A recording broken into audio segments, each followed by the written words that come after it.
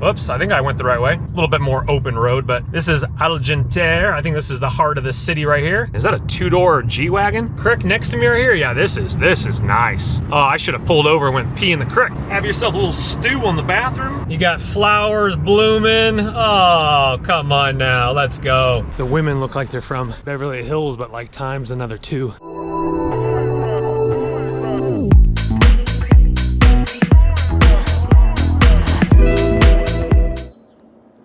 Good morning from Chamonix once again. So it's blowing my mind. What you're looking at right here, that's the shadow of these peaks as the sun is coming up. It's hitting these peaks and putting shadows on the clouds up here. And it's in the form of the jagged. So this jaggedness is the shadow off this peak right here. And it's absolutely incredible. I don't know if they're doing like testing or flights for the pilots, but there's a helicopter off in the distance. You can barely hear it, but he's kind of cruising around the area, maybe, keeping an eye on the forest and the terrain, or doing some landings and some testings and so on and so forth. But you can hear a little chopper in the distance. And it is, let's see here, it is 8:50 a.m. So guess what, ladies and gentlemen? In about 15 minutes, the sun will crest right there and warm you up really, really nice. Once again, it was a little bit chilly last night. Closed my window, slept great once again. I realized that I sleep a lot better when it's not warm. I need to cuddle up in the comforter. I need to tuck in when I'm hot. And that happened at Seven Summits in Les Ouches. The radiant floor heating was too high. I think a couple nights I actually woke up sweating one night, and that will throw your sleep off. So the biohacker Gary Brecka, he says, have your room nice and cool, cold, not hot. Definitely use your blue light blockers a couple hours before bed. And the last couple nights I've been out cold because the room, again, I've shut off all the heaters in the house, and you don't need it. You just tuck in. And the room was nice and chilly, so I left it cracked all night, and then before bed I actually closed it because it was a little too cold. But I feel great. The vitamin C and niacin have kicked in. My immune system's firing on all cylinders, praise the Lord. And you got to stay on top of it, but you got to get your sleep, and you got to stay away from sugar. So today is an absolutely fantastic day. We are heading into the Swiss side. Now, technically, I've already been to Switzerland, and I might have, so I'm going to talk about this on the way there, but you need a Swiss Vignetta, I'm just going to call it a Vignetta. It's a 40 euro sticker, good for the entire year. So if you're going to be doing multiple trips into Chamonix, into Switzerland from Chamonix, you're going to need this Swiss Vignetta, I'm just going to call it until I'm corrected. Now, Eurocar, unfortunately, nickel and dimed me a little bit, and they didn't include the Swiss authorization. But again, I rented the car on the French side. If you rent it on the Swiss side, they should have the sticker. They should have the authorization. What does the authorization mean? It just means that the rental car has authorization to go into Switzerland. Italy, I don't think there's anything to do with Italy, but going into Switzerland, again, I had to pay $32 euros on, was it 32 euro on top of, now I paid the rental car because I booked it in the US. I paid it in US dollars, but I think the authorization was in euro. They try to, they stick it to you that way, especially if they try to get you with that upgraded scam with the 4x4, which, praise the Lord, I haven't needed it at all. That would have been all in euro, and that would have been more money. Anyway, so I'm going to go down and look at my windshield. Now, if you are blessed, someone else has used your rental car and has got the Swiss Vignetta already on it. So you can do it digitally, which I'm going to do, so you don't have to stop at a gas station. You don't have to stop at the border at a toll booth and do all that nonsense. You do it digitally. You input your rental car's license plate to the actual official website. You process it all. And then if you are, God forbid, pulled over, they have it all digitally, and they know that your license plate plate has already been paid for, your rental license plate. Only problem is if someone else, another renter of your car through the rental agency, has already done this digitally, you don't know unless you call the rental car place. Now, the guy, when I rented my car, he told me this car, this Lexus, did not have it. That could be a little side thing where he was like, oh no, it doesn't have the authorization. And then when I was going to upgrade to the 4x4 Volvo, he said that he was going to throw the authorization in there, but I would still have to purchase the Swiss Vignetta. So it's two different things. You tell them you're going to the Swiss side upon rental. They'll charge you the authorization if you rent it on the French side, unless it's already included. But then most likely they're not going to have, especially on the French side, they're not going to have the sticker, or if they've done it digitally, it's linked to your license plate once again. And just ask Grok. It's so helpful. Goodness gracious. I have saved a lot of money by Grok Beta 3. So I do see, because I'm up on the third story right now, I'm looking down at my windshield. I see I see two stickers on my windshield. So potentially, God willing, one of those is the Swiss Vignetta already. Other than that, you're not going to really know unless you call the rental car agency. There is like a government website, but Grok says it's kind of, it's like they want to make sure that you're the renter and they're going to ask you documentation. They might even just say, hey, we can't help you, call your rental car place. So now, if you do not want to pay the Swiss Vignetta, but you still want to go, that's only the second police officer I've seen entire trip here. Two police, actually no, in St. Gervais I saw one, but yeah, there's like no police around here. If you do not want to pay the €40, and I don't blame you, because you can use that money for souvenirs, you can take the back road once you get into Switzerland. You only need a Swiss Vignetta if you go on the main highway, because coming from Geneva to Chamonix, again, I think we got waxed. We hit like at least two toll booths, and it was like €7. So what this does is this is 40 for the entire year, which I think is a great deal, especially if you're going to be whipping the rental car all over the place, right? If you don't want to pay it, don't go on the main highway. So just input in Google Maps, because I'm going to go to Crans, Montana. I'm just going to call it today.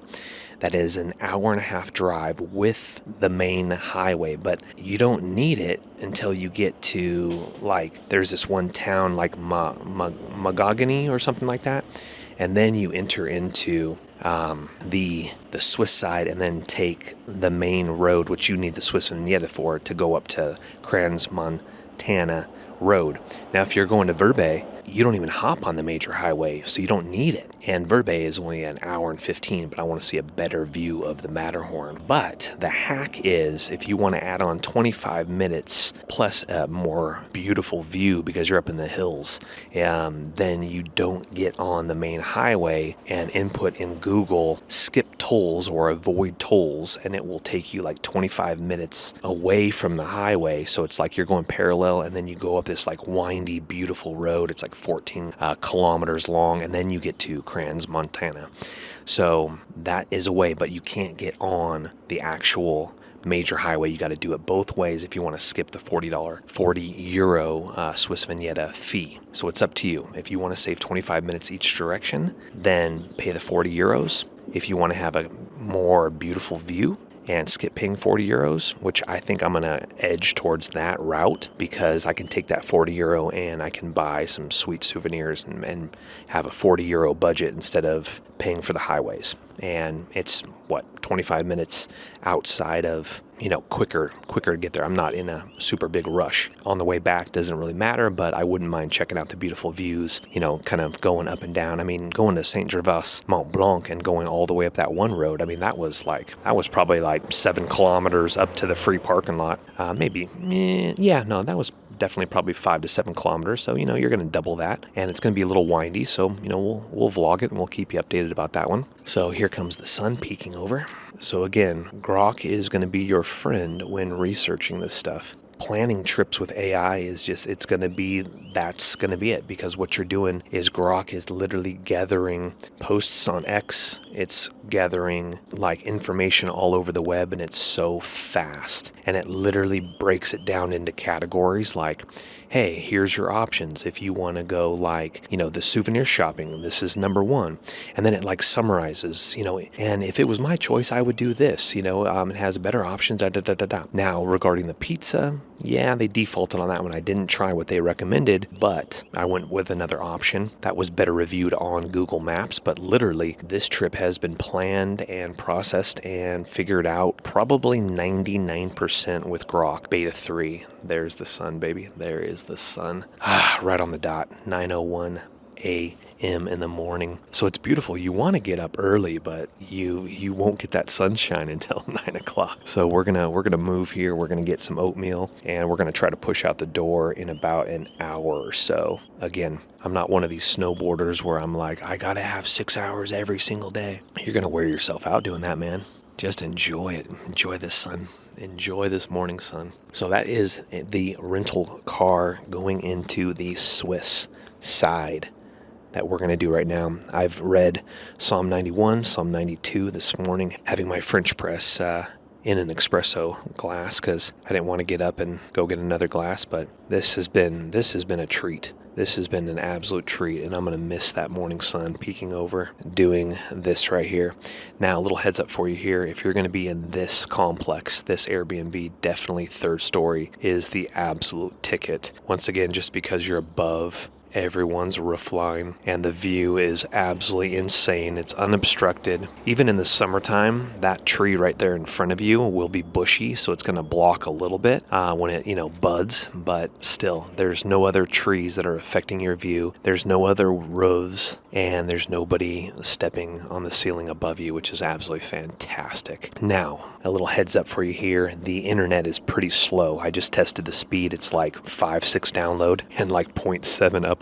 I'm trying to upload an hour and 22-minute business class flight review video for my other channel, TipsNNtricks, always listed in the description box below. It went up to like 1%, then it's back down to 0%. I don't know if I'm going to be able to upload that before I go. I might have to wait till I get to an airport lounge or get back home before I start uploading these videos, but I do. It includes an advertising spot, integrated spot from Manscaped that I need to get up before the end of the month. Not the biggest issue. My rep is like super mellow, so I'm like, hey, I just explain, hey, I'm in France and super slow internet. Seven Summits had really good internet. This Airbnb, it's a little spotty. I don't know if you're sharing it with multiple tiers or the whole complex. I really doubt it. I don't see any mesh systems. I don't know where the router is. It might be on the second level. It might be integrated somewhere. I have no idea. I can connect, absolutely. And it's either totally fine and you don't know about it, or it does a little render thing. I've watched some YouTube videos where it kind of stops and then kind of renders. House of David on my Amazon Fire TV stick, I didn't have any issues, but giving you a little heads up about that one. I'll include that with obviously my full review. Birds are ripping, having an absolutely good time. Okay, it's time for some breakfast, time for some oatmeal. Let's get going. Okay, well, still at 1% after an hour and 15 minutes. I don't think that YouTube video is going to upload, so that is something to keep in mind if you are a full-time YouTuber. You might want to head to a coffee shop or something in town with faster internet, a restaurant with faster internet than that upload speed. Again, I think we might be sharing it with multiple levels here. I'm not exactly sure. Okay, so we're going to finish getting ready. We're going to get my nuts, and I do need to take down an orange, so that's extra vitamin C. But let me show you my health hack here. I got my supplements right here, and this right here. So what you're going to do is, if you feel your body just a little worn down and you might be fighting something. So the white ones right here are zincs. Those are 50 milligrams per one zinc. Be careful with your body weight index. You don't want to overdo it. So what I'm going to do is I do it twice a day, and leading up to flights, you want to do it like 2 or 3 days before your flight, and maybe even 2 days after, just to boost that immune system. So right now I'm going to take my morning vitamins. That is fish oil, the other one. So I'm going to take 1 zinc, 50 milligram right now. And then I'm going to, in water, I'm going to go ahead and put half a teaspoon. Once again, half a teaspoon, because 1/4 of a teaspoon. Oh, okay. I think I mentioned 4,000 mg. So no, I'm only going to be doing 4,000 for the day. So 1/4 of a teaspoon of vitamin C. This is pure. I just got it on Amazon. Don't get the junk stuff. Get, the good stuff, right? This is vitamin C powder. So anyway, 1/4 of a teaspoon is 1,000 milligrams of vitamin C. I'm going to be doing a 1/2 of a teaspoon. So that's 2 of these, which is 2,000 mg in not a full glass of water, but a little water here with 50 milligrams of zinc. I'm going to do that twice a day, and that is going to boost the immune system.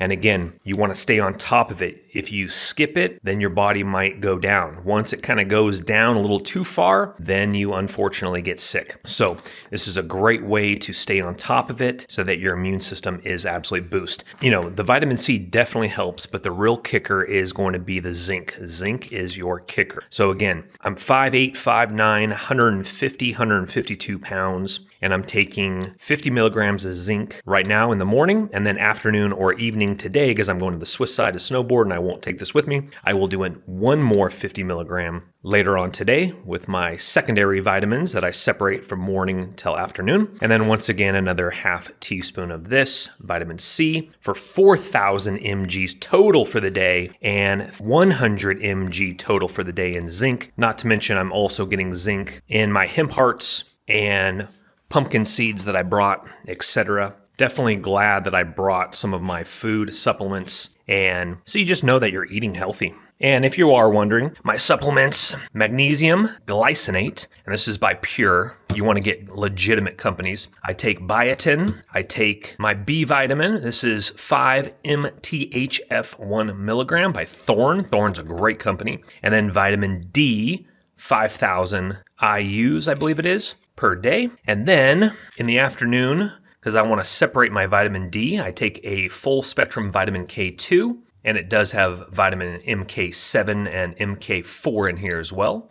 And what this does is this decalcifies if you have any calcification from vitamin D in your vessels. And then I take Sol Pimento for hair, and this is Sol Pimento plus nettle and pumpkin, really good. I started regrowing my hair with finasteride, but I've been off that for a long time now, probably 9 or 10 months now. Switched over to Sol Pimento and have not noticed any hair loss from regrowing my hair with finasteride, which is absolutely fantastic. I just don't want to be on any, medications for hair loss. I'd rather do it naturally. So praise the Lord, I've kept my hair. So those are my supplements, and then fish oil. And it's not the junk stuff. I'm talking about good Costco Alaskan salmon oil as well. And then just, again, zinc, not all the time, but when you need to boost your immune system a little bit. So if I didn't make that clear, I do vitamin K2 in the afternoon with the Sol Pimento, with 1 fish oil, and 1 fish oil in the morning, and then I take the other ones like I just mentioned. These are going to be in the morning. And you take the MK2 separate from your D3 just for better absorption. And you want to do these with like fats, healthy fats, so your body can process them a lot better and absorb them. And then, if you are really wondering, at nighttime, every single night, I do a 1/4 teaspoon of organic turmeric powder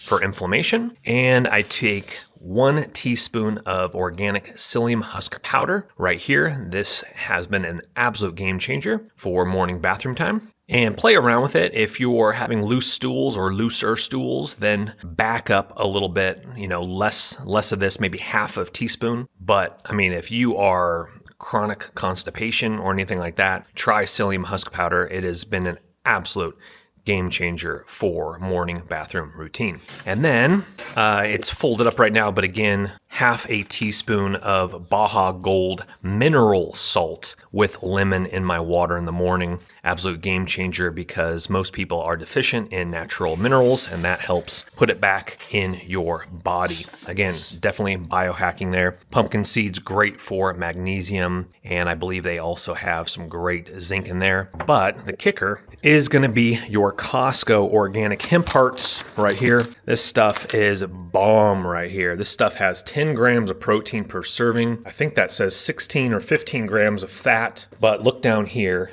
That has 3 milligrams of zinc, which isn't very much, but magnesium is 2.3 mg of magnesium. That's 100% of your magnesium for the day. And then it has thiamine, niacin, vitamin B, folate, all sorts of great stuff. Actually, there's a different magnesium and niacin. So I'm sorry, magnesium is 197 milligrams of magnesium, and they're 45% of your daily regimen. So these are absolutely fantastic, and definitely, again, worthwhile hoofing over some of your products.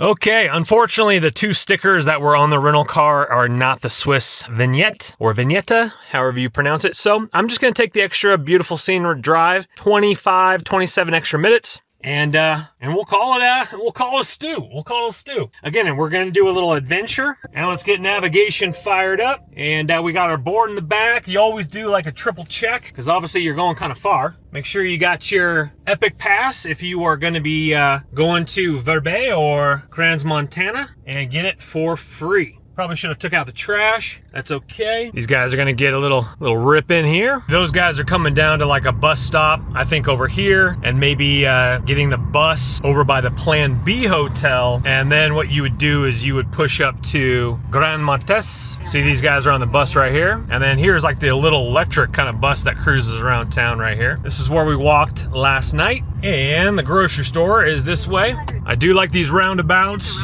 Hey, Chamonix, and then another bus stop over here. Big parking lot over here, and away we go. There's Tingly, Swiss. There's the Aju do Midi gondola. That's the nice hotel right there. Has a nice gym. Saw another YouTuber's video on that one. Oh, sorry, the market is actually up here a little bit more. 169. Let's see here. I'm not sure. I think those prices were actually a little bit better than out in Italy. I think I paid 174 a liter. She just cruised up the curb. Little street sweeper. Why is this backed up? And it might be the street sweeper going this direction now, because traffic is nice and clear. Always check Google Maps before you do head out, just in case, because that will give you real updated time. So we're going to be going the same direction as Grand Montes. Yeah, I think it was just a little.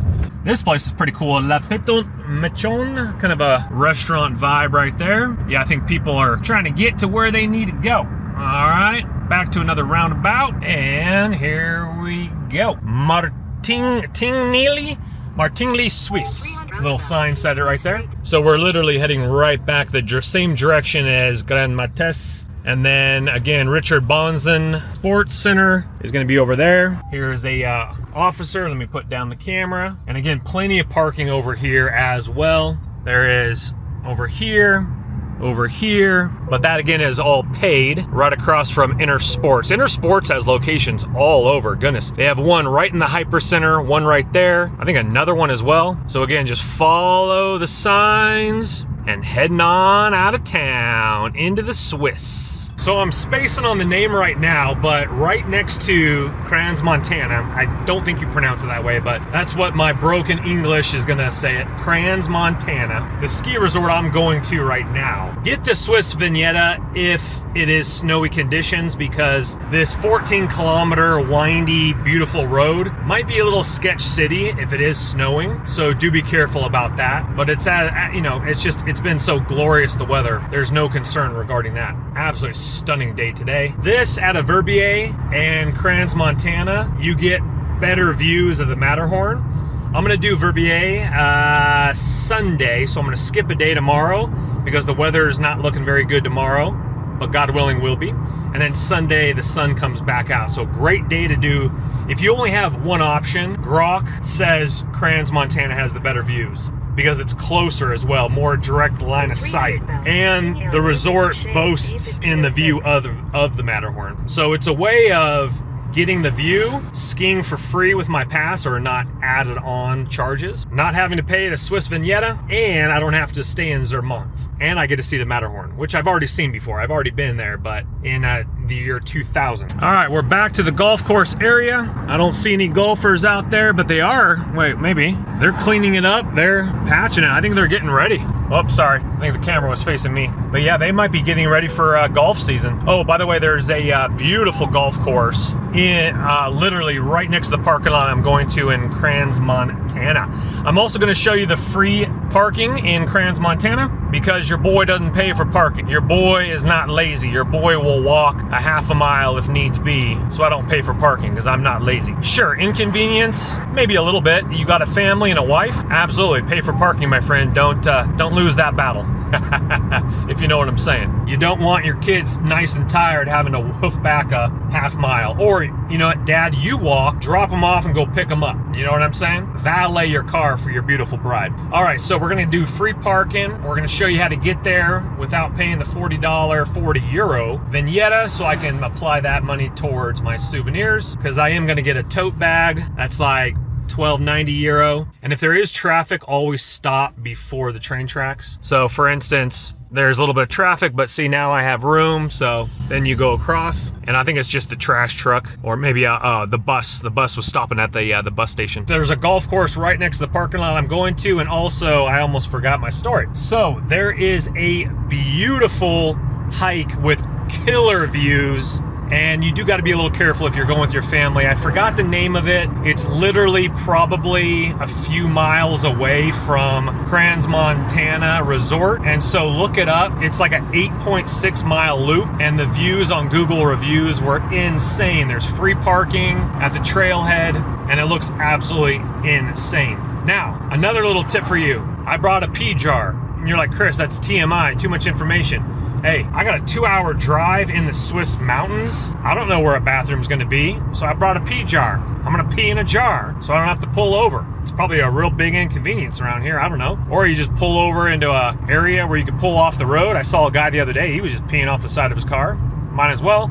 Sky's the limit. See, here's the buses. Again, that's all free with your Mont Blanc Unlimited pass. I no longer have a valid pass anymore. Like, if you really had to go pee, just pull over like this person, go down in the ditch by the river. Oh, it's beautiful, by the way. Go pee and then get after it. Now, the only mountain I haven't done in the valley is La Tour. And no one on YouTube said anything about you gotta go do La Tour. So, you know what? See it right here at the bus stop. But it's like, you gotta sit around, wait around. I'm telling you, rental car for the win, for sure. But no one really hyped La Tour, so I'm not like super frothing for La Tour. But again, that's the only mountain that I have not done. There is parking here. What are these people doing? They got snow treks. Maybe they're going all the way up the mountain. I'm not sure, but they had like actual like grippy things. Another Inner Sports right over here. But again, we're coming up towards Grand Mates as well. It is a really beautiful drive heading over this direction. Again, we pulled off a different street. Grand Martes is more down that way, but we pulled off a street so we can get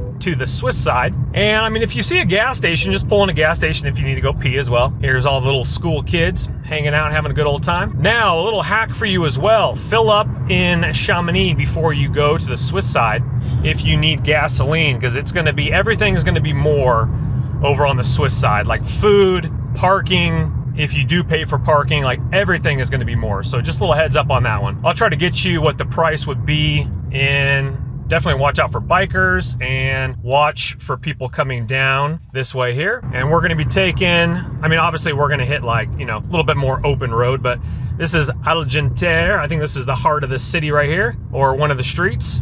And La Tour, I'm pretty sure, is behind us. And this is the most, I'm pretty sure, the eastern side of the valley, like we kind of talked about in another video. Souvenirs drive this way. I don't think we've drove over this way before. Some of these towns do look very similar. Office of Tourism. We got real estate. Sotheby's, fancy real estate.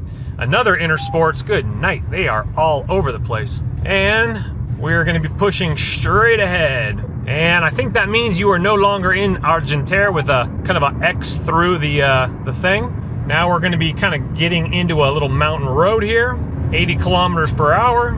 Follow the signs to Suisse. Oops, I think I went the right way. Yep, went the right way. Now, something to keep in mind. I'll keep you updated. There are pull-off locations, one right there, and the person behind me is going pretty slow, probably a tourist, so that's really good. But the roads are going to be a little windy in Switzerland. I remember when my family and I, this is beautiful. When my family and I came in the year 2000, we visited Switzerland, and the roads were gnarly, man. So just take your time if you are, you know, if you do get sick. Now, be careful around the little passageways here. Give bikers the space they need, but also don't whip around them because cars may be coming down pretty quickly. If you do have people behind you, shake them off, pull over, just like the mountains, just like in Big Bear, California, just like in Mammoth. But this would be absolutely killer. So I'm watching ahead, seeing how there's nobody up ahead coming down, but a little dangerous. I'm not gonna lie to you. I'd prefer a bigger bike lane, but they're probably used to it. Yeah, this reminds me of, like, you know, just around Vail Pass, there's plenty of trailheads, places to pull over and pee if you need to pee. So don't be too concerned about peeing in a jar. See, these are like all trails, and then you park right here.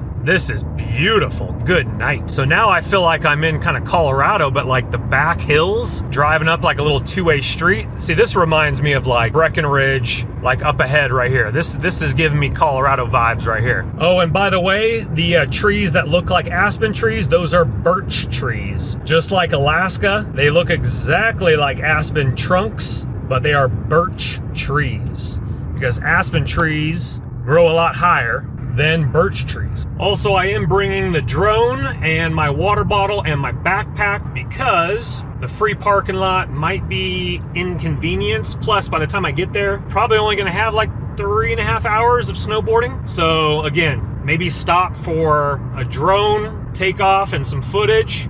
And you're like, Chris, that's kind of a far way to go for like 3.5 hours of snowboarding. When you're in a group, 3.5 hours goes by very quickly because, you know, you kind of puddling around, waiting for people. When you're by yourself, you're ripping. You're just like shooting down the mountain, jumping on a lift, shooting down another one. The only time you take a break is if you're doing a drone shot, you know, and that only takes like 5-7 minutes. Unpack it, fly it, get your shot, land it, pack it back up, and get on the road again. Also, I think that person in front of me might be a tourist. So even though you know where you're going, don't ride them, because I don't like when people ride me. So don't ride them. But I'll tell you what though, if I lived here or had a property here, you better believe I would be buying an old Defender wagon, but like a sick one. Is that a 2-door G-Wagon? Yeah, that's a 2-door G-Wagon. I've never seen one of those before. That's pretty cool. Or if you want to ball it up, sure, grab yourself a G-Wagon. I'm German, my last name is Bensberg, and ever since like probably college, I've wanted a G-Wagon. Is it way over the top?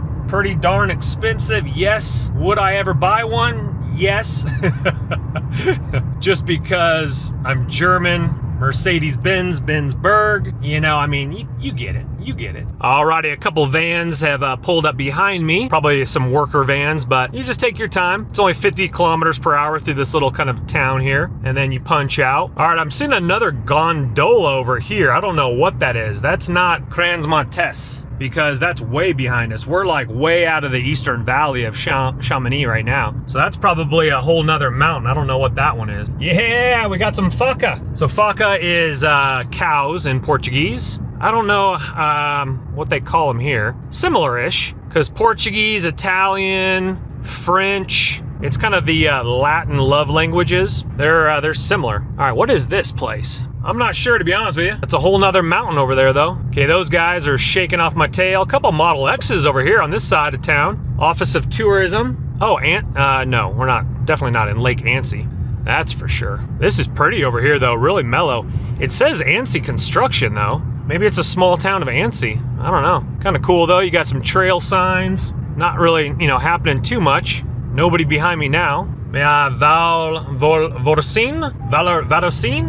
Oh, the beautiful creek next to me right here. Yeah, this is nice. Oh, I should have pulled over and went pee in the creek. This is pretty. Look at this. Oh, look at this little bridge, this little hiking bridge right over here. Look at that, folks. Got some shred Bettys driving by. I mean, it ain't all that bad, folks. It ain't all that bad. I remember when I first used to travel to foreign destinations, and it would just get you out of your bubble. It's a little bit different now, I'll be honest with you, because of internet and technology and all that kind of stuff. But I do remember like my first trips out of the country to like Europe. You just get out of your bubble, out of your comfort zone. But here it's just so easy to get around. Everyone speaks English or broken enough English where you can communicate. Google Lens, Google Translate, pictures, reviews, Grok AI. It's different, man. It's different. In the year 2002, my buddy and I, we did a month in Europe, and that was a trip, man. That was an experience, and that was before the flip phone and smartphone, and cell phone internet, and you just winged it, man. You bought the Rick Steves books. You went to Barnes & Noble, and you would buy the Rick Steves books, and you would Xerox copy the Rick Steves books, and then you'd go return the Rick Steves books to Barnes & Noble. I don't know if we just passed in, oh sweet, mountain biker over here. I don't know if we just passed into the Swiss side. Yeah, it's a Swiss flag. There was kind of like a border thing back there, just with a stop sign, but nobody was there. And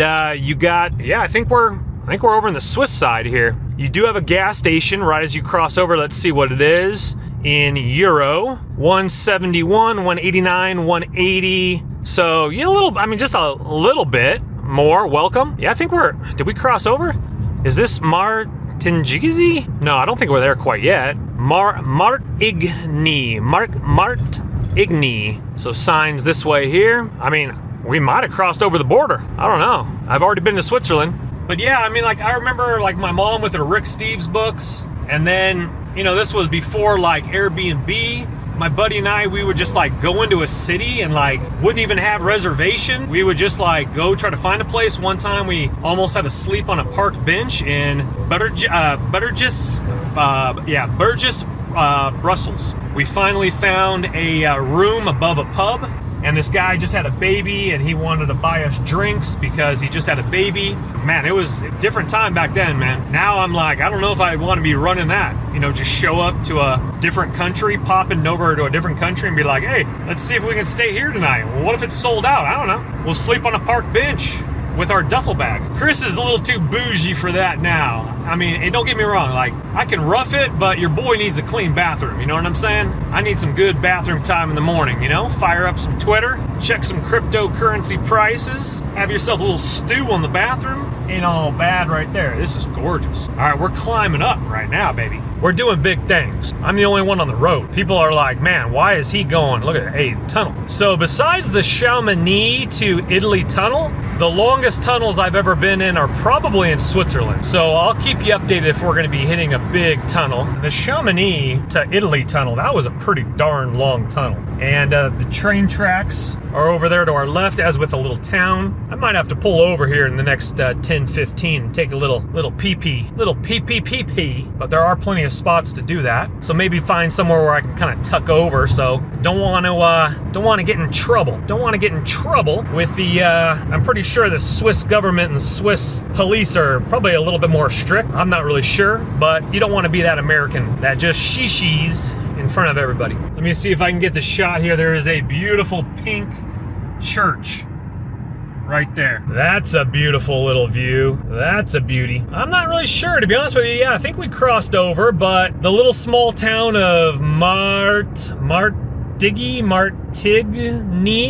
is 16 kilometers ahead of us. I do remember the trip I took with my family in 2000. We stayed in this, I'm spacing on the name of it, but it was in the Swiss Alps, and it was just like Chamonix, but like you're up on even like these crazy sharp like cliffs. And my brother and I, we went out and then played a little chess, but like on one of those like big chess thingamabobbers that they have in the town square, and then walked back to our, at the time back then it was like bed and breakfasts you stayed at, not, Airbnbs. So, I mean, I know bed and breakfasts still exist, but it's just a little bit different. But I do remember my dad driving and these like switchbacks, just like you see in the, Tour de France. And these big tour buses were doing these switchbacks, and it was like absolutely insane. And I'm trying to see what the altitude is. I think it only says 4,000 something or other. All right, this rental car handles like a champ. The gas mileage is absolutely incredible because it's a hybrid. Right now I'm going through the Swiss Alps, windy, tight roads. It's a great size car, not over the top. You don't have to worry about, let me just show you, well, you can't really see, but Swiss Alps, baby. It's nice and tight, feels good on the turns. It's small, you don't have to worry about like this big, beefy vehicle. It's late March right now. The conditions are absolutely incredible, dry, like these tight turns. It feels absolutely incredible. You don't have to worry about this big BMW little restaurant right behind me. There is a little pull-off right here. A little bit more snow packed over here on the side of the roads, but the roads are absolutely pristine. Yes, my cell phone has now let me know that I am in Switzerland. The text message from T-Mobile should pop up here saying that I am good to go in Switzerland as well. But I preloaded the navigation, it already downloaded, which is good, so I know where I'm going. But again, like right now I'm going downhill, right? So it's regenerative charging. I mean, I'm still on a full tank of gasoline since I left Italy. I mean, it hasn't gone down at all. And I'm like 45 minutes into my drive from Chamonix, France. And yeah, like I'm not used to gas mileage this good. The only thing that, I mean, it's good and bad is if you are under speed or over speed, the car beeps at you because it reads the speed limits. That can get a little annoying if it keeps doing that to you, like beep, beep, you know, but typically it's only like one chime and like, hey, you know, you're going a little bit above the speed limit, you're going a little bit below the speed limit, which is good, but it is super smart. If you take your eyes off the road, there's some sort of sensor or camera that it actually beeps and says like eyes not detected or something like that. I'm not really sure, but it's a pretty smart vehicle. Nice and tight handling. Like D shifts on you as I'm going down this grade. It like automatically goes and like powers down like even more with like maybe gearing or something like that. And then again, tight little turns like this in the Swiss Alps as you're looking at these incredible mountains. Oh wow, yeah, I might need to get to a lookout point. Good night. Yeah, as I'm going down, I think I missed a lookout point back over there, but it is absolutely stunning over my shoulder. This is definitely worth the drive just to do this. And you do have some like city workers, like one guy was throwing away trash, some city workers, la cuff. So again, like this is instance, like if this person's riding your tail like that, you know, behind me, just shake them off, 100 meters, la cafe, hold on. Goodness gracious, the camera's not gonna do it justice. That is a major valley, like way more wider than Chamonix, and it's absolutely incredible. There's a lookout point up there as you're coming down. I highly recommend. That's a beautiful Audi. Good night. Drapeau Swiss restaurant. So there's a lookout point that looks out over this right here, and I'm not sure if that is Vignetta. Okay, let's just pull over real quickly here and get you that shot here if we can. It won't be as pretty as up above, but oh yeah, sharp mountains, beautiful. There's the highway over there. Not the best spot to go pee. So we'll push on, see if we can find something a little bit better. It's that morning coffee, I'll tell you what. See, like there's plenty of spots to pull over. There was actually a beautiful little picnic bench at the one right above where I'm at right now. And then goodness gracious, someone's driveway up there. I wouldn't want to drive that in the winter time, just personally. I don't think I'd want to be driving this in the winter time, but it's absolutely stunning. Now that one hike I was talking about earlier, it's an 8.6 mile loop. I mean, you could just hoof it in like 2 miles, go back out. I just don't know where the views are, and I'd rather not like drive this road back in the dark, so probably skip out on that hike. And I don't know if I'd want to like come all the way back over to Crans, Montana for the hike, but it did look really, really beautiful. And because it's so green and dry and no snow down here, it'd probably be a gorgeous hike. I might do it, I might not, we'll see. Sky's the limit. It doesn't get dark till about 7:30, so I should be well on my way back by then. I think these chairlifts close 4:30. And again, you do not need your Swiss Vignetta on the back roads. Only if you get onto, what is it, A9? Like the major highway going there. But I will be taking, what is it? No, is it A4 is the major highway? And I'm gonna be taking like S9 or something like that, which kind of parallels it and then kind of crisscrosses a little bit. So I think we're only like an hour and 15 out from the actual ski resort. And yeah, you'd shave 27 minutes each direction if you wanted to purchase that. But your boy skimps on some things, and then I like to indulge in some other things, so to each their own. I've heard stories where multi-billionaires, they'll actually like ask their kids for their Netflix passwords when you could do that to save like $12 a month. So some people have little quirks about them. That's a major town down there. I don't know what that is, but I mean, that's major. There's like skyscrapers, buildings. That's a big city down there for sure. I think that might be Muntig? I don't know. I don't know how to pronounce it, but it's right there. Rental car for the win, man. Rental car for the win. I wouldn't want to be on no bus that doesn't have a bathroom on it, man. Sir, can you pull over? I had too much coffee this morning. No, sir. No, sir. We cannot pull over, so you can go to the bathroom again. There you go. There's your typical Swiss mountains, right? Sheer mountains, houses right up there. Absolutely fantastic. Absolutely fantastic. You got flowers blooming. Oh, come on now. Let's go.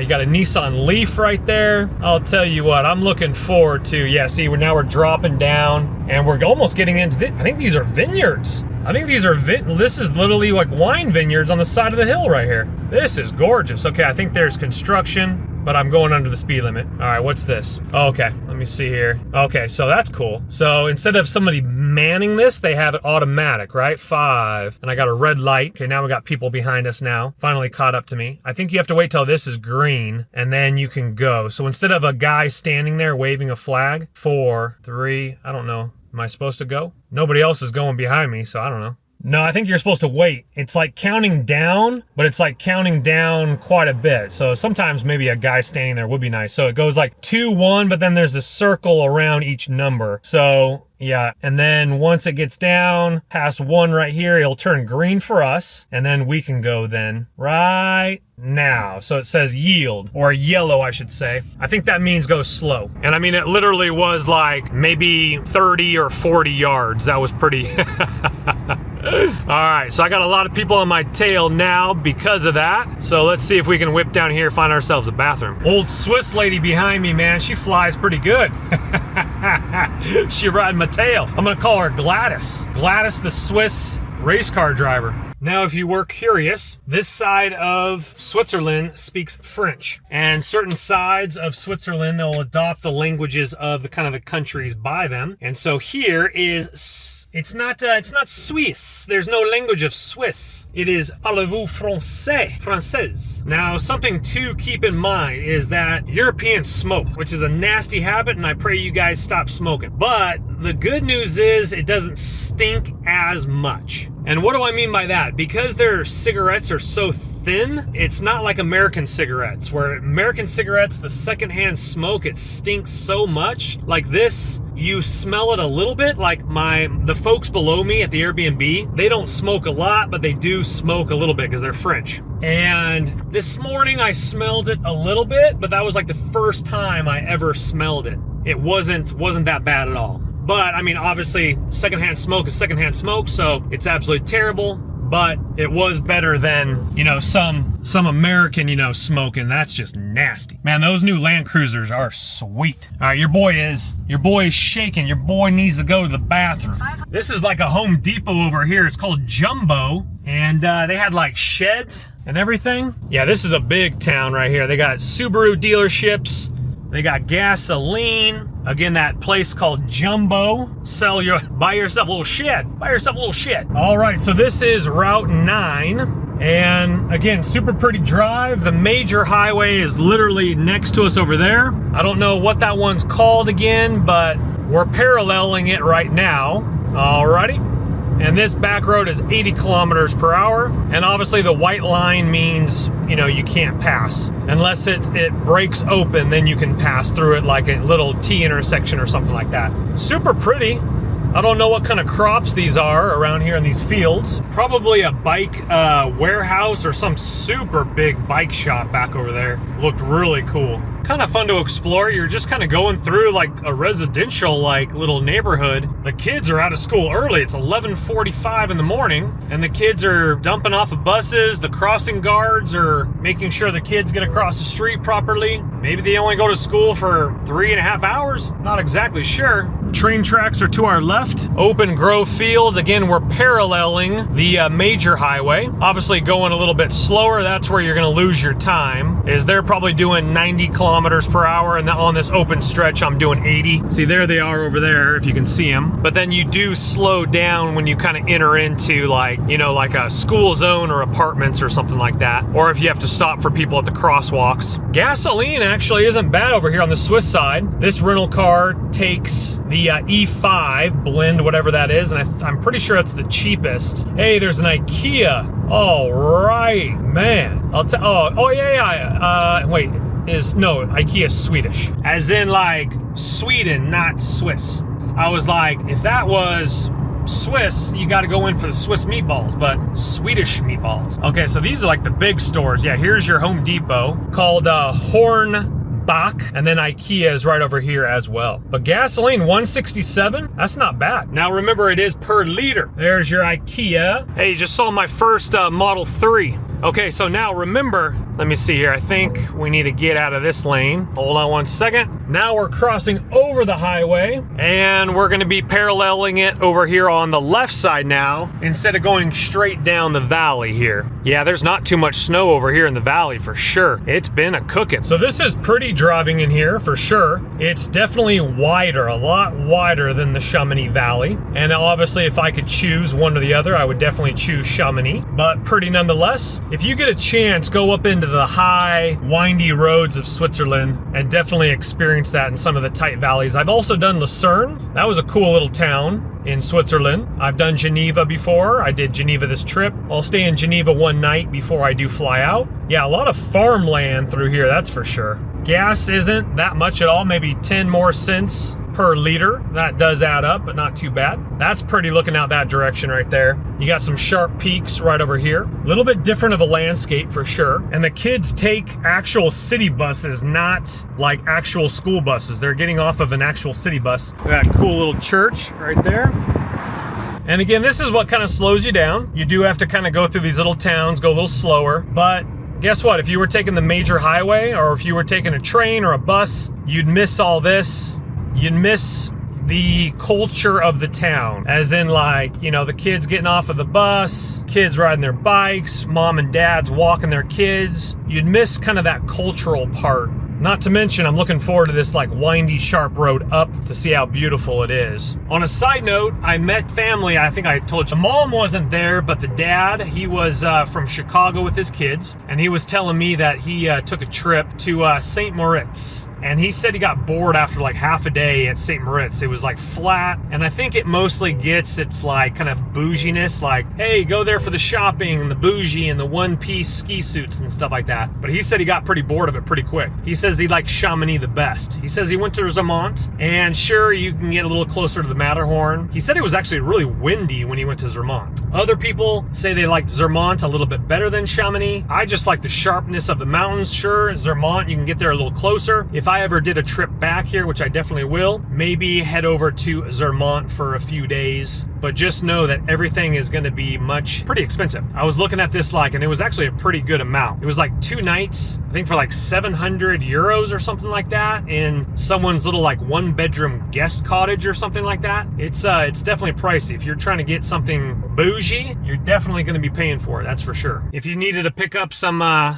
quick little fruits on your way back, again, a little bit of construction slowdown, but this is just going to take a few minutes to blow through this. But yeah, some more Teslas in this side of town, obviously, because, you know, charging and whatnot. A little bit easier around here. You got your butcher right over here. If you put that same technology in the US, you would pay 2 people less per hour to stand there with a stop sign and a slow sign. And you could probably regulate it a little bit more instead of like counting cars or something like that. Now, if you wanted to do some shopping, this is like H&M, you know, pick up your clothing or whatnot, because, you know, we're in a major town. This reminds me, this is gonna sound kind of weird, but this reminds me of Brazil a little bit, with these like a lot of flags, a lot of big signs. C&A, I think they actually, yeah, C&A is actually a brand in Brazil. But like, see these like little mall centers right here?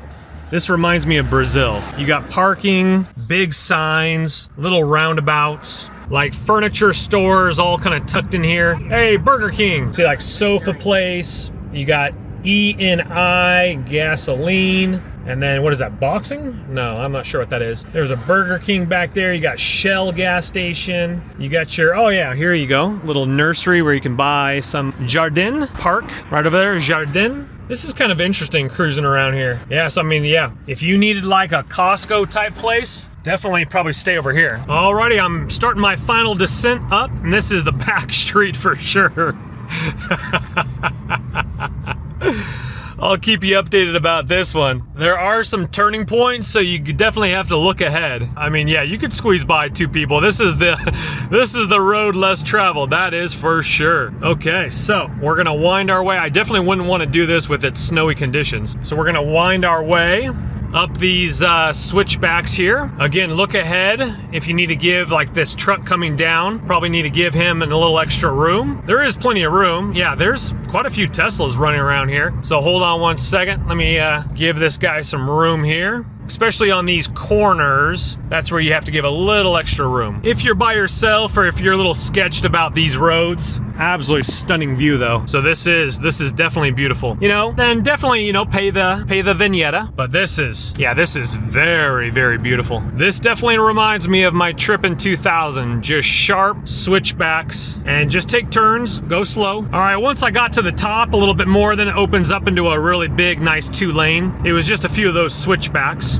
that were a little bit tight. All right, from the parking lot, we're about 18 kilometers out right now, and this is getting really, really pretty. Kind of just Swiss suburbs. Yeah, super pretty. Not sure where we're gonna be climbing. The mountains don't look too like sharp right through here, but it is super pretty. I think it might be like this the whole way for the remainder of the trip. I'm not exactly sure. Beautiful little, they're working on some, modernizing some up here. This is a cool little spot. I like this little suburb up here. So I believe Crans, Montana is just up here a little bit of ways. We're like 15 minutes out. Hey, look at that. We got some bikers up here too. Okay, pretty tame coming in here. You're just winding your way down. These aren't very sharp. It was sharper kind of like exiting France. And this is super beautiful. This is super nice. The only thing that was kind of interesting was, again, going through some of those towns where it was a little bit more flatter in that main city. And, you know, a little bit of construction, a little bit of kids getting off of the buses. The locals definitely are riding my tail a little bit, so I've had to pull over like 4 different times. Again, the speed limits are pretty fast, and they do go pretty fast. So if they know where they're going, they're gonna be riding you. So pull over, let them go. Even if it's one person, just pull over right here and let them go, because there's so many like neighborhoods. And this is a little windy, but not bad. Because there's so many neighborhoods, you know, I have no idea where they're going, but it's just like, seems like they're in a rush. I don't know what they're rushing for, just to get home, and it's like, I don't know. That's just people's mentality these days, I guess. But real pretty through here. A little bit windy, kind of like Big Bear. If you get car sick, you might want to maybe stick to the main road, but regardless, even to get to the highway, you still have to go down some windy roads. That's pretty. I'm on this little bridge right now. Watch the cars come in your direction. You have a, you know, full 2-lane, places to pull over. I'm not in a rush. I'm taking it slow, baby. They might be riding my tail because I have a France license plate. I don't know. I mean, they speak French. They just live on the Swiss side. 12 minutes out, beautiful chalets. Road bikers, do be very careful. Give them space and watch the turns, but this is a great trail. Late March right now, goodness gracious, this road is beautiful for road biking. Just pushing up this, the grade isn't that bad either. It'd be a nice little cruise upper. And then you got just beautiful area here. Keep going around and around, winding your way through the little Swiss Alps. I keep calling it French Alps, Swiss Alps. I just pulled over real quick to get the view. There's the Chamonix Mountain Valley mountains over there. Absolutely incredible Swiss landscape as it's down over there. That is incredible. The big major town over here in the valley, climbing your way up. This is very beautiful. Again, there's like the edge of the Chamonix mountains right there. That's French side right there. You go all the way back through over there, but you just don't see this right here. This is absolutely incredible. I think that's a gondola way up there. Snow-covered mountains right there. Absolutely incredible. Beautiful. Conditions are absolutely primo right now looking down this valley. Where's the Matterhorn? Where is the Matterhorn? There's the French side. But again, gondolas, road bikers, hanging out, having a good old time. Looking absolutely fantastic. Never pass them coming down like this, because there can be a car around the bend. Look at that church with the steeple up there. Man, you know that's been there for a while. Another cross with Jesus on it. He is risen, my friends. No need to put him back on the cross. He's off the cross. He is risen. Oh, that's glorious. To road bike this would be absolutely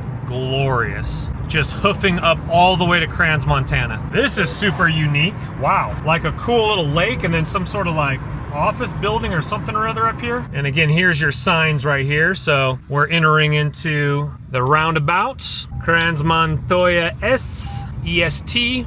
This direction, we got a little construction stop again. It says fitness there. Just missed it, but I saw my first Bentley in the Swiss Alps. Alrighty, we're getting close, ladies and gentlemen. We are getting close. Gas station right there, about 6 minutes out if you need it. We are getting close. Montana Village. I still don't see the Matterhorn, but I'm not looking too hard yet. And we'll see how bougie this town is. We will see how bougie this town is. Oh, another gas station up here. So this is like the heart of the village. And we are gonna be going again to the free parking lot, which is spelled ETANG. It's by a lake. An American just reviewed it 2 days ago and confirmed it is free 12-hour parking. No overnight parking, but free 12-hour parking. And this late in the season, I'm praying we get a nice little spot. All right, follow the signs. We gotta go lefty, Crans, Montana Center. And we're gonna go 3 kilometers up this hill right here. Absolutely beautiful mountain road getting up here. Of course, dry conditions absolutely help with that. I am seeing coming up and down, they might be here. I mean, I think they live here, but some posh looking Swiss businessmen in their Range Rovers, G-Wagons, and they're all quite a bit older. You see some younger guys my age in their BMWs, maybe like rich Swiss kids, but not like kids. I'm talking about like 30-year-olds in their BMWs, but the posh Swiss businessmen are in their Range Rovers, G-Wagons, Teslas. Entering into Crans Montoya, another gas station up here. That's a good price too. That's a really good price. You got trash right here. You got bus stops over here. You got the main kind of a ski area we're gunning into. 2 minutes to the parking lot. 2 minutes. Crans Montoya 2027. Are the Olympic trials being held here? Huh, it said something about 2027. All right, we're a little bare on the mountain. But again, there was a Google reviewer that said 2 days ago. All right, we're coming up to it. And this parking lot right here is the free parking lot. Wait, is it this one? No, sorry, not that one. Coming up, electric charger right there. And I think it's, no, hold on. Right here, this is the parking lot right here. This is the free parking lot, max 12 hours. This is it, let me cut navigation here, hold on. So this is it, free 12-hour parking. There seems to be a lot of parking here, which is good. Let me just buzz you around. There's a little park right here. Ticket, you shouldn't need a ticket. Maybe, no, it's like a change thing. I don't think you need a ticket, but max 12 hours. Maybe I'll, again, someone just literally reviewed this, an American on YouTube. Not YouTube, Google. Let's see here, free. 12-hour free parking, no need for a ticket. I mean, maybe I'll just grab one just in case. So maybe that means that like, oh, so it's free, but you might need a ticket just to prove how long you've been here for. So we'll put that ticket right there. So do grab a ticket, display it on your dashboard so they know how long you've been here for. And then we'll go ahead and just plop it, probably just plop it right over here, to be honest with you. Maybe get enough room. Actually, let's put it over there. A little bit more over yonder here. I don't think it really matters, but yeah, maybe it does. I'm not sure. We'll put it by the Mini Cooper. How about that? Plenty of parking here. All right, so now the gondola is like, I think 500 meters up the road right here. So we got to hoof it a little bit. And yes, grab your ticket once again over by the park right here. All these cars are displaying a ticket. So that's something I'm glad I saw, or I would have just pulled in and potentially you could get a ticket even though it is free. So make sure you grab your ticket, display it on your dashboard like everyone else is doing here, right here. They have theirs. Roll up your windows, grab your goodies. All right, so again, beautiful lake right here. The mountains, parking lot's right here. Ticket free. It's called, if you type in Google or Grok, ETANG parking, I think. They're getting ready for summertime though, because they got the golf carts out. There's a golf course literally right there. And from what I understand, you still have to hoof even if you take the bus all the way. There were people on Google reviews complaining about like 400 or 500 meters. They had to walk up to the actual like lift thingamabobber. So hopefully I don't have to walk too long, but I'm gonna maybe get out my phone and double check, but the gondola should be right up this this general area. See, here's the bus right here. Bus cruises up, and then it should be right up this direction here. Other paid parking lots right up here, electric chargers, literally 2-minute walk so far down the street. Intersports with the e-bikes right here. Cute little town, very cute, very Swiss. These trees, look at these trees just growing right in the middle of this road right here. People having lunches, Bentley convertible, people enjoying their lunch. Look at that cool thing, huh? That's pretty cool. Oh yeah, this is definitely more bougier than Chamonix. The women look like they're from Beverly Hills, but like times another 2. There's nobody around here though. There is Omega Hermes, which you don't pronounce it like that. That cute little car there. Kind of abandoned around here, to be honest with you. I think for a random day in the town, this is like the bougie soccer moms around here. I haven't been walking too long. Pretty sure the gondola is up around this street over yonder. Definitely glad I brought the Definitely glad I brought the backpack and the water bottle today. You wouldn't want to go down there for lunch and a snack. Okay, I think it's either left or right. Let me check the map. When in doubt, always follow the other snowboarders. Yeah, I think we're right up here around the corner. Not too bad. Maybe 8 maximum 9-minute walk. Okay, scratch that. Buses do drop off right here, and then we gotta take the stairs right up here. So that's the final drop off, I think, and then right here. And I think there is a parking lot up here as well. Good warm up though, for sure. I think, what I say, 4,800 feet elevation. Here's the car park right here. So if you want to get super close, go right there. Plenty of parking in here if you are wondering, and you got to walk through it to get to the gondola up the elevator. And then P5 level, he'll ditch off right over here, and away we go. Oh, WC. Oh. Okay, I think then we go this way. I'm gonna go hit those bathrooms there real quick like that. So this is probably a big, yeah, it says après-ski. They got the big bonfires overlooking. Oh wow, it is a beautiful view heading that way. And interesting, we got like chauffeur driver over here hanging out, waiting for his person in a beautiful Mercedes-Benz. Swiss Elite coming into town. they're getting ready for mountain biking season. I think you can literally rent mountain bikes. So we are on the tail edge, and again, if you don't want to deal with too much walking, right there, grab yourself. Where's the Matterhorn? This is different though. This is beautiful. We'll get some more footage when we get a little higher. But some sort of crazy, I think, event happening here. We got fat tire bikes you can rent right here.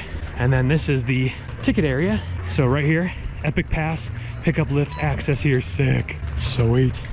And this is like VIP parking up here. But I got my Epic Pass. We'll go ahead and switch that up. Hello, how are you? And we'll go ahead and get my Epic Pass, and we'll get the day cooking. Alrighty, super easy. Just do the hoof, take the gondola up. Not that far of a walk at all. Okay, so let me break it down to you. I got my trail map. So while it's fresh in my head, let me tell you exactly what happened. So I showed her I won't show this online, but I showed her my Epic Pass and then an ID. So make sure you have your ID or passport. It was easier for me just to give her my Colorado ID. So I showed her my Epic Pass, my Colorado license. She then asked, instead of printing out like a day ticket, I actually handed her my Mont Blanc Unlimited, and she loaded up my ski pass on my Mont Blanc Unlimited pass to get through all the ski gates. She asked me if I wanted 5 consecutive days. I told her I only wanted 1, but you can change your mind. But they will give you 5 days consecutively if you want that option for the Epic Local Pass. If you have the unrestricted, there's no restrictions. So bring your Mont Blanc Unlimited. She probably could have just printed me out like a day ticket if I really wanted to, if I forgot this, but make sure you have a valid ID to prove who you are with your Epic Local or Epic Pass Unrestricted. So now we are in the gondola. From where I just last left you down there, there is places to eat down there if you want. And she was super nice. To be honest with you, yeah, they're Shred Betty with a French accent. I'll leave it at that one. Okay, so beautiful, beautiful, beautiful little water reservoir right here. Still don't see the Matterhorn quite yet, but sky's the limit. The day is young. And we got our board hanging out right over here. So I got my trail map. I know where I'm going. I'm going to get to the tippity top. Well, it is still sunny before any clouds do come because I want to see the Matterhorn. I see a sharp peak straight out, but I don't believe that's the Matterhorn. I'm not sure. I mean, it's pretty. The Matterhorn is pretty prominent. So Let me see here. That's not it. I don't think over there. Well, anyway, we'll get there. I know we're looking through plexiglass, but this is unbelievable, the views from up here. It's just different. It's not as sharp, not as close, but it is beautiful. It is absolutely beautiful. So we're gonna get some selfies, and you're wrapped in this valley. So over here, all the way over yonder, over here, and we're in the tree line right now. It is really, really stunning. Don't forget your maps, because other than that, they got the big placards like up at the top and so on and so forth, but none of the chairlifts have the map on the chairlift like they do at Breckenridge. I'm hearing water. Beautiful. I do need to get a sip of water because it's cooking today. Definitely a poshier town down there for sure. I think I've spotted it. It's a different angle of it. That right there should be the Matterhorn. It just looks different than if you were at Zermatt, but that should be it right there, that peak. Don't quote me on that one. We're gonna find out, but that does look like it from the back side. Oh, maybe the one next to it. Hold on. Because that one looks like it as well. It just looks like, you know, when you're in Zermatt, it looks very like iconic because you can see more of the front, but I think we're looking at the back. I don't know. There's 3 peaks. There's 1, 2, and 3. I don't know which one it is. Now I think it's that one. I don't know. They all look the same. All right, so there is a station right here if you want to take the gondola down maybe. You just stay on it if you want to go higher up because it doesn't flip back around. It just continues to go straight, and we want to go higher up, but we'll make sure we get the thumbs up for that one. So we got 8:45. It opens to 16:15, which is 4:15. So the chairlifts, at least this one closes, but I'm gonna see if I can ski all the way down. The runs are right here, looking a little bare. I'm not gonna lie to you, but hey, this is late season skiing. You're in the Swiss Alps. There's paragliders over there as well. So yeah, there we go. We got some borders over here. It is cooking though. It's gonna be like 53. The higher you get up, there's better snow, but a little bare through here. Again, I'm not hating on the snow conditions. You're ripping the Alps. You're driving in fantastic weather. You can road bike. I don't know if the golf course is open yet, but you can do like all the activities in late March. It's hit or miss with the powder. Again, I've seen vlogs where it dumps in Chamonix. I don't know about here, but see, I don't know what.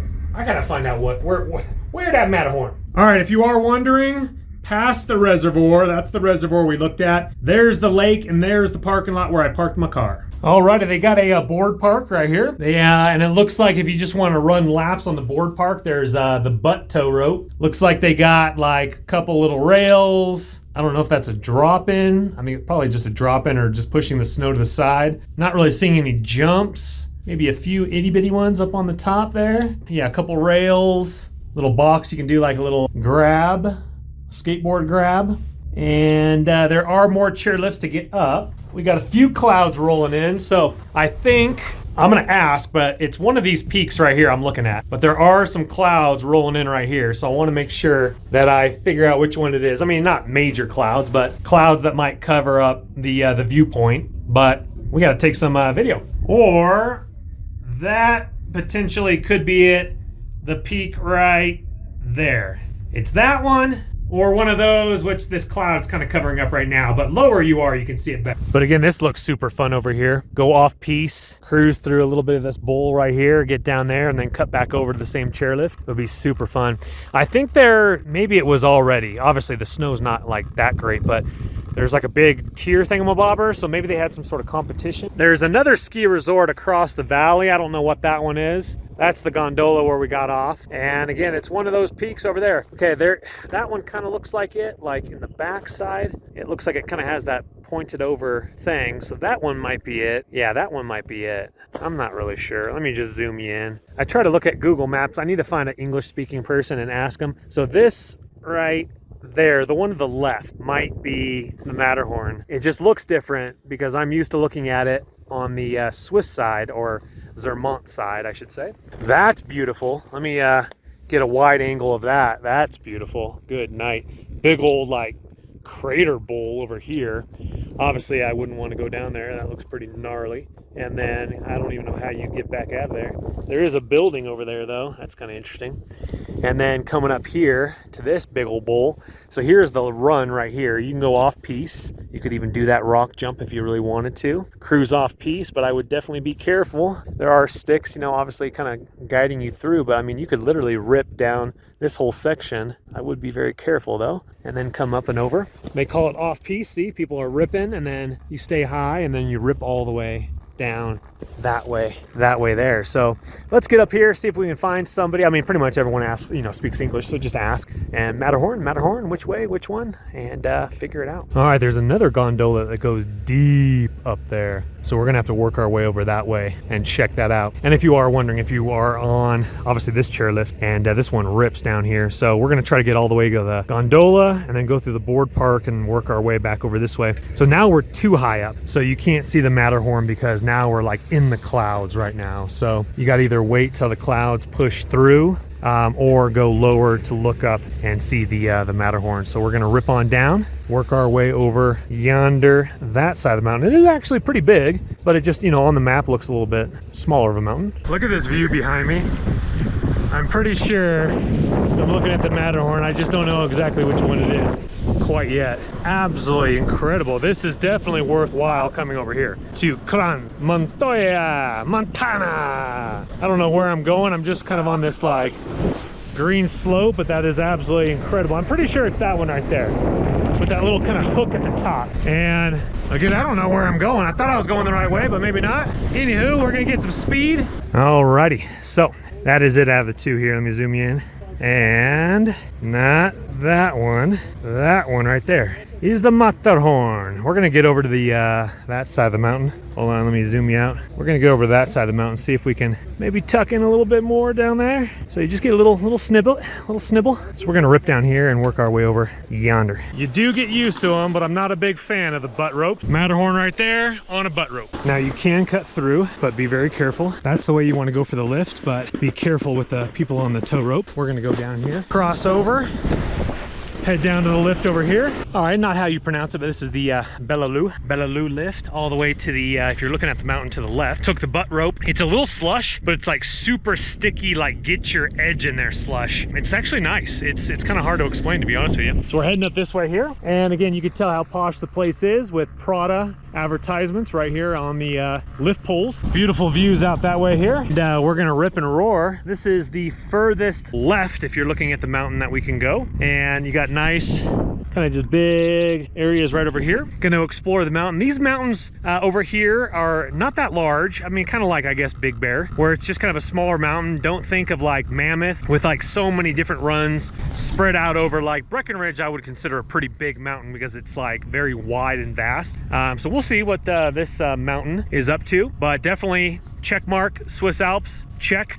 Views of the Matterhorn, check. And just some clouds coming up and over, but if you're lower, you can actually be below the clouds looking like up. But if you're kind of like only 1,000 feet below the clouds, they might mess up your view of the Matterhorn. But this seems like a really cool bowl up here, way up top here with the sharp cliff. So obviously do be careful. Pretty sure they have little markers kind of stating that. You can kind of see some little sticks kind of heading up right there. But yeah, you don't want to go off any of those several 100-foot cliffs, that's for sure. But there's some bowls up here. So let's go ahead and take a little look-see and see what we can find. We're gonna try to find a nice drone spot as well for a lunch break. Fly that droney mony. If you want to skip going towards the board park, you could take this little sharp right here, working your way that way. I'm gonna push myself over yonder, see if I can get down a little bit without going to the butt ropes again. We dislike the butt ropes, so we like to go with the chairlifts. The board park has some rails, but they're all steel tubes and they're a little aggressive. No fun boxes, no little jumps. It's kind of all like, it's like one big hit that some skiers were doing some good hucks off of. But the rails and everything, it's all steel, and it's just, to be honest with you, it's not very fun in my personal opinion. Teach their own. Not really worth coming over here for the park. So far, honestly, La Zouche is gonna be my favorite area for jumps. I really liked how organized it was with small, medium, large. Saint Gervais Mont Blanc, I thought was really cool as well, with some of their like little rails and stuff like that. And I'm just cruising down. I don't know exactly where I'm going. I'm going down like a cat track. Worst case scenario, we're gonna take a gondola back up, but I'm going kind of down just a green, but this is super beautiful as I'm looking at the Matterhorn off in the distance. To be honest with you, knowing it's the Matterhorn is kind of cool, but there's better peaks that you can see a little bit better from up by the snowboard park is probably the best view today right now. Let me see. I can go that way or connect with a run this way. Yeah, I think I'm going like deep over, which is good. We'll figure it out. If I go all the way down the parking lot, then guess what? You just take the gondola back up again. This is a long run. Oh, I gotta start my Garmin. So let me stop right over here real quick because there's nobody here. And there's the Matterhorn right there. Let me get out my other camera. Okay, so where I was, if you're looking at the mountain all the way to the left, so don't pay attention to this, but if you're looking at the mountain, take the chairlift to Bellalou, and the snow is really good over there. This is more exposed, so it's a little bit more slushy. This reminds me of Les Ouches, this mountain out of them all, and I'll kind of give a whole wrap-up video on my other channel, Tips and Tricks. But so let me just zoom you in here. That is, hold on, let me take off my goggles so I can actually see what I'm doing. So that is the Matterhorn, that little itty-bitty tip right there. But this one looks nicer on this side. This one looks nicer on this side. This one looks nicer on this side. So, I mean, definitely cool that I have seen the Matterhorn while snowboarding in the Swiss Alps. But to be honest with you, this is probably the most impressive one right there, that peak. But regardless, let me zoom you back out. Regardless, it's still super beautiful. And I mean, it's different. It's not as sharp because further away from you. This reminds me of some views off the back of Breckenridge, type of a vibe like that. You do have more trees around here. So if all this was snowed in, you can get some nicer tree runs off piece. But again, it's very bare right now, but you can't complain. You can't complain at all. It's absolutely stunning. I don't know what ski, few little lifts across the valley over there. Verbas, I believe, is back more over there, and they do state that you can see the Matterhorn. I'm not really sure how. You might have to get pretty high up, but again, this is a straight shot over yonder. This is super fun. I mean, it's totally a green, but it's super long. I'm just doing some nice turns. There's literally no one here. Ski our brains out today till close. We're gonna get the gondola back because I don't think you can actually ski down the mountain. Whoops, hold on. Okay, I'm connecting over here. There better be a chairlift over here. Okay, yeah, I'm seeing chairlifts way over there. There better be a chairlift over here. I'm not walking no 4 miles to get to a location. Okay, I finally found a sign. Hold on a second, let's see what's going on here. Yeah, this is closed, this is open. Little hut right there, little fishing hut. Okay, then you come down. This is pretty. So obviously I'm not going that way, I'm going this way through the trees. Okay, this is super pretty and unique. I like this. But again, if this was like snowed in, you could go off piece. And then what do we got over here? Slow. I think I'm coming up to a chairlift. Oh, do I go through a tunnel? Let me see. Or no, do I gotta go up? I'm not really sure. That looks closed to me. And then, oh, okay.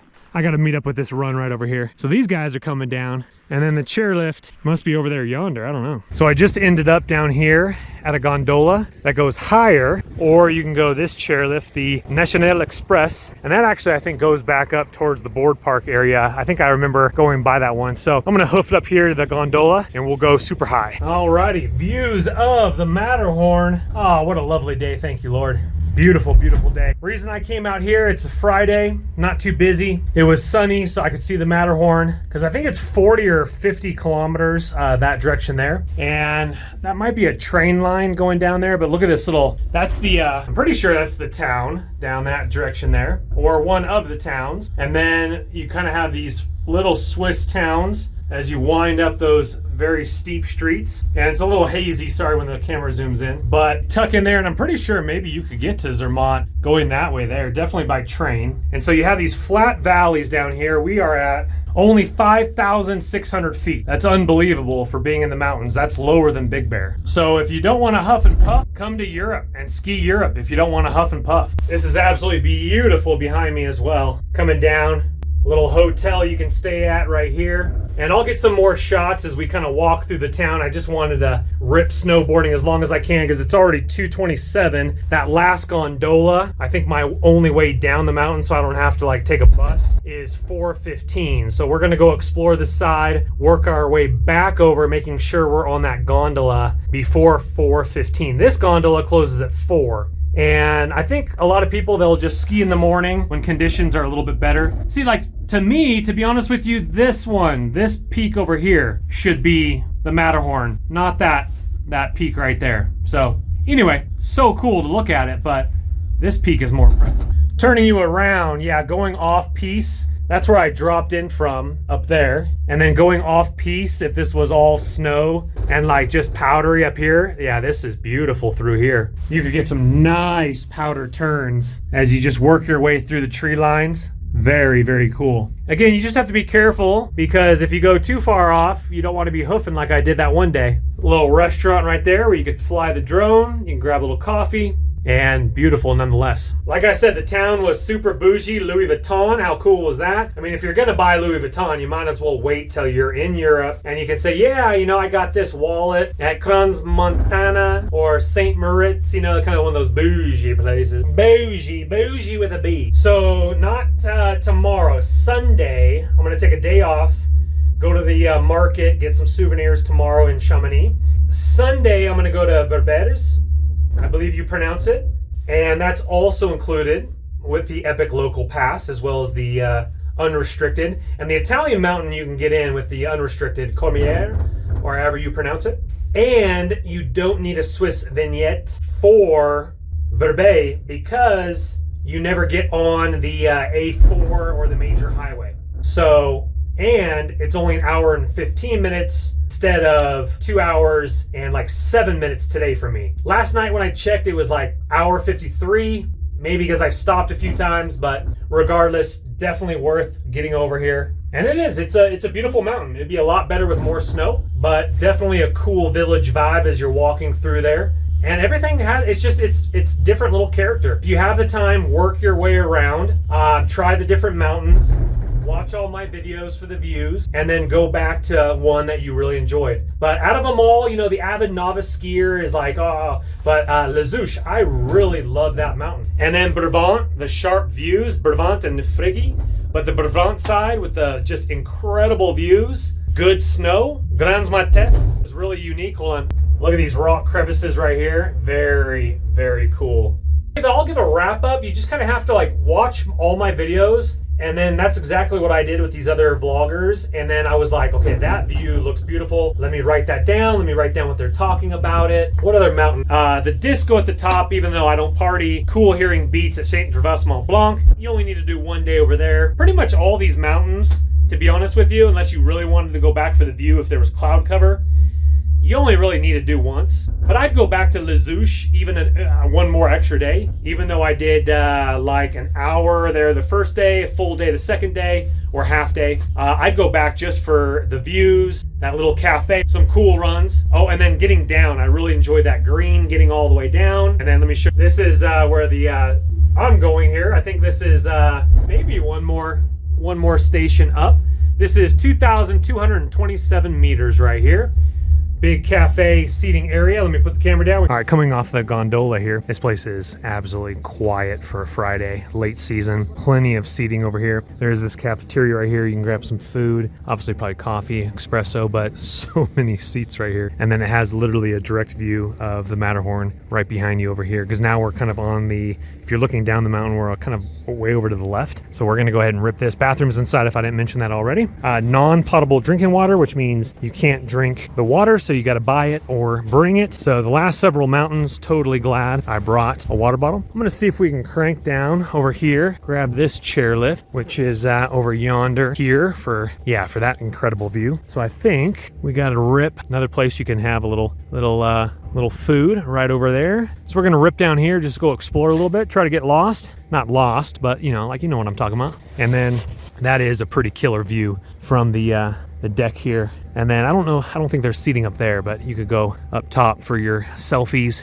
And even on a beautiful day, sunshine, Matterhorn right there, absolutely incredible. And if I didn't make that clear, if you have the Epic Local Pass or Epic Pass, don't waste your free day having the Mont Blanc Unlimited multi-day pass. So I had 8 days. I had the opportunity to come here for free with the pass, no add-on. But since my Epic Local Pass has access, why blow a day? Go try out mountains that you don't have free access to. That's why I'm saving these Verbe and here for my Epic Local Pass at the end of my trip. You don't waste a day. You know what I'm saying? Think outside the box. Stunner. Sorry, had to put that in there. Stunner review. So they have this thing, reserve only fast lane. So if it's busy, definitely use that, I guess. Today is definitely going to be a reapply sunscreen day, as well as definitely drink your water. I have a whole nother jug of water in the car. And I mean, you always can, well, I don't know. I'm not sure if they're going to have like even tap water for you to drink. They might not even have it. You might have to buy your bottles of water. So I just recommend bring your stainless steel. It gets lighter as you start drinking your water. Put it in your backpack, or you could bring a camel pack because it's a little bit more thinner. If you don't have a drone, just throw a small camel pack on. Then you have your water, you have your nuts, you can put your phone in there, you can put the kids' snacks. I wouldn't recommend bringing like seltzer waters. Shake them up a little bit while you're skiing. Super pretty though, super pretty. So my first initial impressions of the mountain, if you're looking at the mountain, go all the way to the left for the best runs right now, especially while it's heated up. But super unique, super cool seeing the Matterhorn. You're more in trees on this mountain, I think more than any other mountain. La Zouche, you were in some trees because it was a little bit lower down, but super unique seeing this valley. It is more vast and wide, so it isn't as like Chamonix, but super nice nonetheless. It is unique seeing kind of this cluster of like rock formations. And then I went all over off piste right here, down the cat track to your left, went all the way up and down there. That would be super fun with powder as well. All of this would be right here as well off piste. And you're in the Swiss Alps.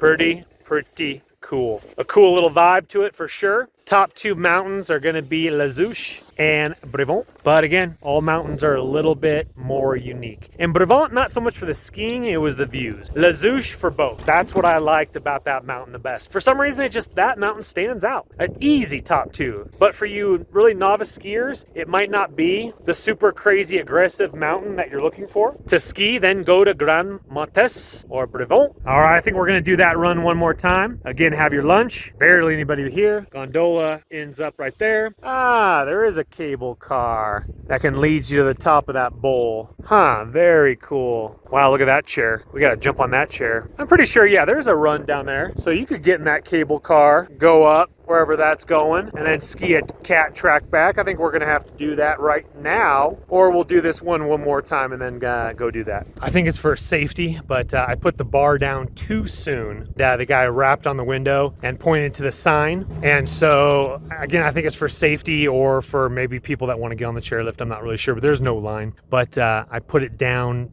too soon before you're supposed to put it down, the bar. Anyway, so just know your etiquette, put the bars down at the appropriate times. This chairlift's kind of weird. It actually goes in from kind of a different swivel direction. Anywho, you got to know the rules. Alrighty, I'm going to take the cable car up. I don't think I'm going to have time to go explore the right side of the mountain just because getting over there, figuring it out, not getting stuck over there. It looks just kind of open and bare, to be honest with you. So nothing very super impressive. This has been super fun over here. And we'll take the cable car up, probably grab this lift back up because the cable car goes the highest peak. And then there's like a black down. And I kind of want to see what the view looks like from up there as well. And then we'll go kind of work our way around here a little bit and then work our way back to that gondola for a 4:15 ripperoonie. No one's going over here because it's you got to read the sign so no one yells at you. So open for not skiers. So it's closed to skiers, but if you want to go up there to hike and look around, it is open. All right, let's go continue to rip around here for a little bit. We don't have too long, so I'm going to probably eat on the chairlift, pound some water, try to fly the drone. If not, I'll fly it in the parking lot, but it would be kind of cool to get away from the crowds and fly it just for a few minutes since I brought it. Here's a better look at the geography. So again, coming over here. Here's those two right here, and you have the Matterhorn, and then that one right next to it. Matterhorn is 4477 right there, and that would be right there. So it looks like you can get down all the way to the parking lot where the gondola and the parking structure is. I'm gonna have to see if it's open though. Now I'm up by the board park, down by the other gondola. See, it's something national, I think I've already told you, but this one goes all the way up to the top. Definitely unique, definitely nice as well. I'm gonna try to, I'm gonna have time. Number one, I'm gonna see if it's open, and then I'll just go tell close because you can get all the way down. If you can't get all the way down, then you definitely have to, can't get all the way down, then you gotta obviously take the gondola before 4:15, or I don't know what you do. But there are runs to get down to where I first got on the gondola, which is good. So I'm gonna retrace my steps through the board park, take that green again, that was super fun. Just maximum speed, carve it up a little bit, probably get down to one of those chair lifts, and then do it all over again, hopefully. I don't wanna get stuck, and it is 3:38 right now. So this one's probably a similar time. That gondola that goes up there, open till 4. It is now 3:52. I'm on, I don't know if I have another one. I'm not sure what time this lift closes, but I'm going, this one's called the National Express. I just took this, and I took that beautiful green down again. Really a long run from the board park. You kind of have to wind your way through that, and then you can get all the way down here. So I need to find out once again if I can ski all the way down. If possible, I think, because I saw a sign that said 4:15, but that was for the other gondola. So regardless, probably coming to a close here by the time I get up to the top. There's no way, I don't think I would be able to get to the top, do that all over one more time, which was super fun, by the way. If I had the time, I definitely would do that exact run once again and then call it quits, but we need to find out if we can get on back home. Now this lift, National Express, it'll come up to a peak. You could either dump out if you want or continue on, but you have to lift the bar, and it kind of goes through where it would like load more people up, and then you continue on to the peak up by the first gondola up that direction there. Now if you wanted to session the board park, you could go to the butt toes and then just butt toe back up to the park and do it all over again. Alrighty, just saw a sign for this lift. It said 4:30 last ride, 4:30. It does get a little windy right through this area right here. So it said last ride 4:30, and then slope check where the ski patrol will go down all the runs and check it all out, get an eye on everybody. I just got to make sure I can get down and not this direction because it'd be a long walk back. If I can get down for sure. Now the first run I did, there is a black that's closed. I'm pretty sure you can get all the way down. I'm gonna double check. If I can, then yeah, I'm gonna rip this at least one more time and then just do the same thing I just did. That's a pretty cool Crans Montana sign right there. Oi! Right there, Crans Montana. Beautiful view, very cool. So if you want a nice little picture sign, go right up here to Crans, Montana, right up there. Overlooks the area down over there. I'm gonna go ahead and retrace my steps over this direction here. And I got some info for you when I get down there. I'm gonna go rip.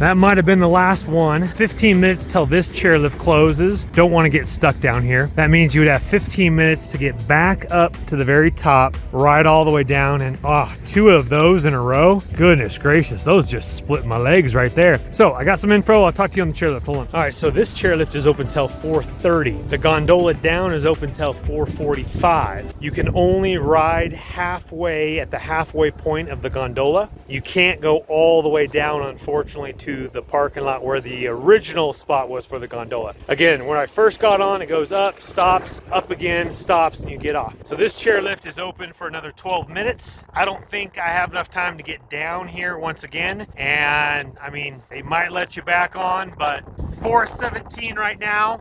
13 minutes, that means you got to get to the very, very top. Probably another 4 minutes. And then, yeah, definitely too tight. Don't want to risk it. So the other option is try to find the halfway point and and get there, or just load up from the very top and go down. I definitely want to get to the halfway point. Just need to figure out what trail, how to get there. Now, in the perfect world, I wouldn't mind doing that one more time, blitz the legs, totally blitz the legs, and then go to the halfway point. But yeah, sky's the limit. The other option is going over to the Bellaloo, lift one more time on the far west side, I believe, of the mountain, or just figure out how to get to the halfway point. The halfway point is just a little bit lower than the snowboard park, so no harm, no foul if I just like jump on the lift up here. I wanted to get one last burner in. This guy's hoofing it up the mountain, man. Yeah, he's on cross-country skiing. He's doing zigzags. So I'm gonna crest the hill, and I'm gonna see if that lift is open till 4:30, because I do have time to go up there one more round, and then come back to the upper gondola and call it a day. We're taking the upper lift. I know.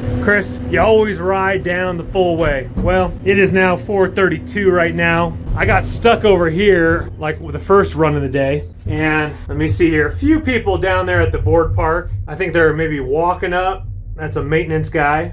This guy may be doing some laps with some friends. That lift is closed, the gondola. So I'm pretty sure if you do want to get down to the halfway point, you go through the board park, and then you got to make a sharp right. And sure, I probably should have done it, but I thought he was like marking off like he was closing the board park too. So yeah, this guy's cleaning up the pipe. That's why this dude right here, they went down. So I could have gone that way and then ripped down this run where this skier is. That's what I should have done for one more little jaunt about. And then the Crowns Montoya sign is right over there. Sorry if it's not focused. So, you know, obviously these people have to get down from these like little huts where they're having like a little treat. The gondola does run because like this whole family just got off. I don't know if they're like sightseeing or going to a restaurant up here or not. I'm not sure. They'd probably still let you down, but the gondolas are probably the final one that they do cut out. But anyway, I should have followed that skier and snowboarder. I mean, it doesn't look, I mean, you know, extra 4 minutes of riding, not that big of a deal as we're cresting. Not to mention I can, well, no, can't see the Matterhorn anymore because the clouds are just right above that. That was a nice treat. Thank you, Lord. So cool mountain, cool mountain. Let's get you a little summary here. Overall, definitely worth coming for the Matterhorn shot if you're not going to get into Zermatt. The mountain was, you know, some fun runs. I probably had the most fun on the super long going up National Express and then cutting all the way over the mountain to the National Express. And it goes like up and over, and then I go all the way past the Crans Montoya Montana sign and then loop all the way around. It's just like a green blue that whips through the trees. I showed you a little bit on the GoPro. Super fun. Did that 2 in a row. Blitz the quads, and fun mountain. I don't think you need to do more than 1 day here, to be honest with you. I wouldn't like stay right here just to ride this mountain like 4 days in a row, you know, definitely not. That's what's nice about Chamonix, is you have so many choices, so many different views. Besides the Matterhorn and cool view, the mountain doesn't really stand out like, wow, you know.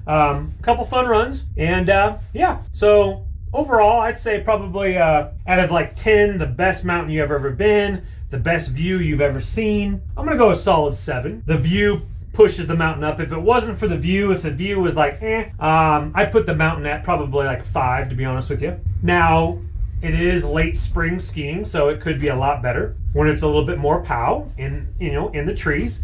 I did have some fun on the bowls as well, going off piste a little bit. That was fun. But had to use my pass, and the view, Matterhorn definitely do push it up. Definitely a couple points. Alrighty, so we're gonna go back to the car. I'm gonna take some photos for my own Google review, letting people know to make sure they get the ticket for free, and then put that on their dashboard. Take a couple photos. We're gonna jump on in the car and push on home, take the long way once again, save some euro, get back over to the France side. And I want to do it before dark. So jump back to the car. Okay, I think we're at the halfway point here. So yeah, I missed maybe like 7 minutes of riding, but that's all right. So the skier and the snowboarder that were right in front of me, I should have just followed them down because here we are right here. But anyway, give me a nice time to get a little summary. There's nobody waiting here to go down, but this is your final little stop right here, the halfway point. It would be nice to go all the way down, just like Cormera, the Italian mountain, Gran Montes. That was a burner. And everyone said the same thing. They're like, burn your legs right all the way to the parking lot. And it definitely was a burner. All right. Doors are shutting. Got my own gondola back down again. Don't make the mistake, ride to the halfway point, jump on from there. We'll walk through the town, we'll get a little bit more footage. Walk by Louis Vuitton again, the bougie place. No need to stop at the grocery store. Maybe over on the French side. I'll probably wait till I get to the French side. Could use a couple more avocados. I'm gonna be here 3 more nights. Maybe another butternut squash. No, they don't have butternut squash. That was at the Super U in Les Ouches. I could potentially walk to the Super U in Chamonix proper Hypercenter, see if they had any butternut squash organic. If not, I can live without. I got another zucchini, but I might pop over to the market. A couple more avocados, some more chocolate bars for souvenirs. Now there is that jumbo market, but you know me, I'm gonna go in there and I'm gonna take way too long. So I'm just gonna change, pound some water, go to the bathroom before I do head down to the car, because there's bathrooms by the après ski as well as probably attached to the gondola down here. Oh, that's a bummer, man. This is a long trek. That would have been super fun if it was open, skiing all the way to the bottom. So yeah, no stops. The sun is still really high up there. What is it? 4:36. I mean, goodness, we still got what? Before it's like dark, we still got like 3 hours. But me, I'll get in that jumbo store. I'll wander around too long. Let's just get on home. This is where you would come for a little after ski little appetizer, and then I'm gonna head down over yonder there. Again, there's porta potties right back over here. And then this is kind of your more mellower après-ski. It does have an absolutely beautiful view that direction there though, playing a little bit of tunes. Interesting parking structure. I think they allow them to do this, but like, you know, just mural tagging, and then you just keep hoofing down. I'm taking the stairs this time. All right, that is the town proper, and then that's where the buses drop off, and then you take the steps up right here. Aqueduct Verde, and then it's right above like this little kind of place you can stay. Just take those stairs up, wander through the parking structure, take the elevator or take the stairs, and then just crank back this direction here for another, let me see, I'm gonna try to time it. It's not that bad, plus it's pretty. Kind of wind through the fancy dancy stores. There you go, buddy. Yeah, pour that water out. Actually, if it's booze, choose the booze you lose. Okay, again, cute little town, man. Cute little town. A lot of people have some fancy like wagons, Audi wagons, Mercedes-Benz wagons, and then here's kind of more fancy dancy streets here.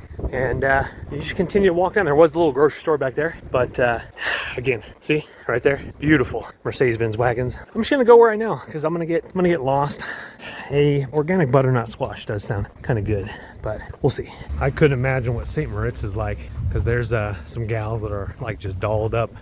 Look like they're in the middle of the Cannes French Riviera. Alrighty, mission accomplished. The walk back was not bad at all when you know where you're actually going. So what you could do is you could go like as high as you can, maybe like right below the parking structure, drop your family off. I mean, that's where the bus goes anyway. You still got to walk through the parking structure, look for the gondola signs, go all the way up there. But for free parking, I mean, Grok was talking about like anywhere from 1 to 5 Swiss francs per hour. That's going to add up a little bit. Free 99, baby. Free 99. Not to mention no Swiss vignetta. Now, the only problem, I don't mind the extra 25 minutes skipping the Swiss vignette. But the only problem about being over here, where normally, like even on the Italian side, you're like, 35 minutes back home. You got a 2-hour drive, especially after a full day of skiing. Do keep that in mind as well. And the sun's going to be in your face a little bit as well. So you might need to stop for an espresso before you do head back. I chose a different way of navigation to get down. And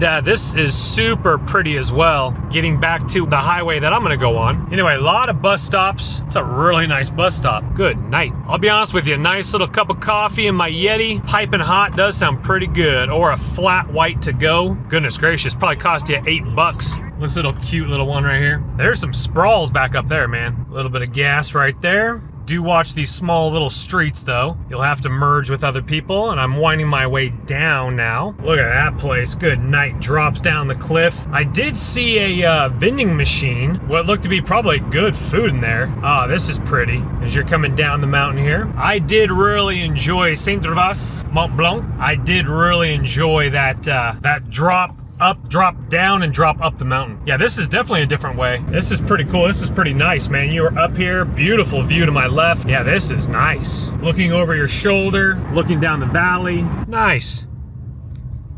That's for hikers, but literally a bathroom on side of the hill because there's like a hiking trail right up here. Just saw a couple doing it. I think I came in, yeah, I think I went down a different way. Google Maps, this is still, you know, no Vignetta, you know, needed, but Google Maps had this like maybe 3 minutes quicker. So I was like, ah, you know what? We'll try it. There's your Swiss hairpin turns. Oh, this is pretty.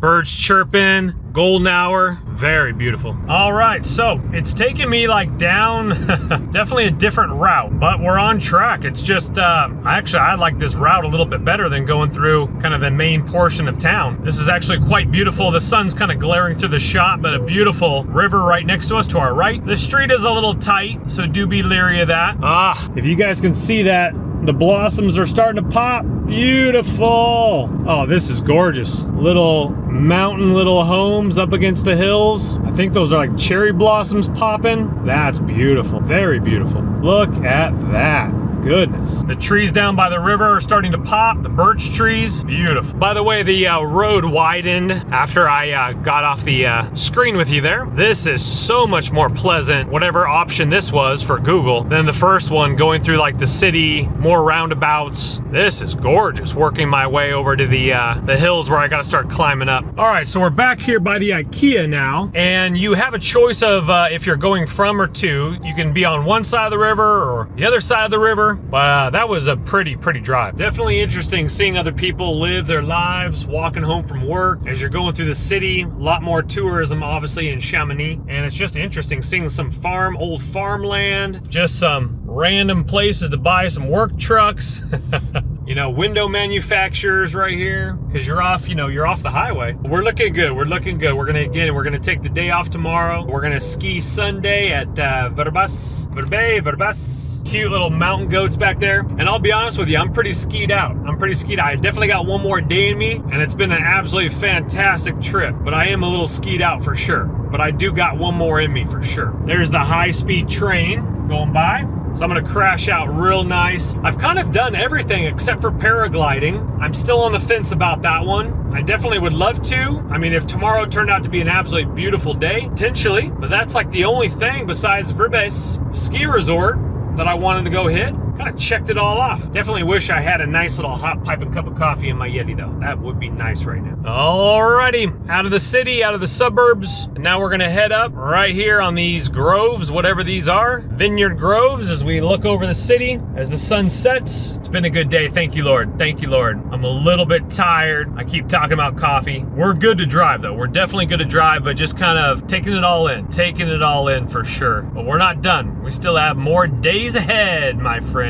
Thank you, Jesus. Just kind of praying and talking with the Lord as I was driving through town. Vacations come to an end. Sorry if I'm tilted a little bit. I think it's the gimbal. Vacations come to an end. That doesn't mean that your goals have to come to an end. You live in the moment, praise the Lord. You go home, you pet your dog, you love on your family, become a better person from your trips. The lighting though on these mountains and hills is absolutely stunning with the valley below. Beautiful. And congratulations, you just saved about $43 to $45 by taking some pretty back streets. I didn't film it, I totally forgot, but because I was talking to the gal, it was $89 for one day. I'm pretty sure you could buy a half day, but definitely check out their website if you're going and you're not going to use your Epic Pass or your day with the Mount Blanc Unlimited. But $89, definitely worth it for the experience. Beautiful, beautiful, beautiful lighting. There is a lookout point. I think we're gonna come up to it in a few minutes. I might just pull over, get that beautiful sunset shot. Last couple nights, man, it's been on cheat mode, man. It's just been because of the clouds and then the sun hitting the clouds and giving it that little pink. It's just been, video and photo has been on cheat mode. Here's your lookout point right here,